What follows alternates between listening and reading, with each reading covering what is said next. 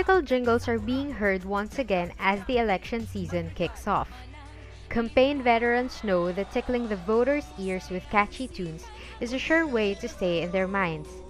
Some political jingles are so appealing that people recall them years after the elections are over.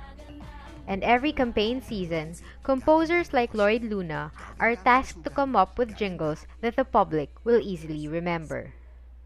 So they want to associate themselves with the music.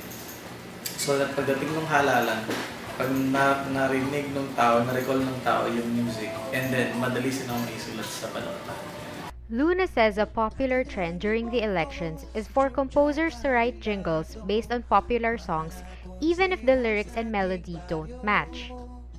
Now, hindi lahat ng message kasi ay bumabagay dun sa rhythm or dun sa melody ng song.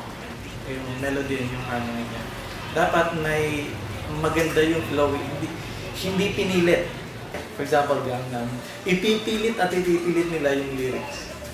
So, minsan hindi na tama, ipipilit pa nila ipasok ang lyrics kasi nga, kailangan magsakto siya doon sa kanta ng Gangnam. And although a jingle can make a candidate's name easier to recall, a catchy tune does not always translate to success at the polls. Sila yung may hawak ng mensahe. Nandito lang kami para magbigay ng music at para mas gawing effective yung campaign nila. But we are not introducing new ideas to sa campaign. Music is just a component of your entire campaign. At the end of the day, titingin na pa rin ng tao yung kandidato. Pwedeng may LSS sila, pero kung nakakaasar ka naman din talaga, kasi may mga ganun eh. LSS pero sa pangit na pag-LSS. In other words, ma-recall kita. And I'm sure i-recall kita that I am not going to vote for you.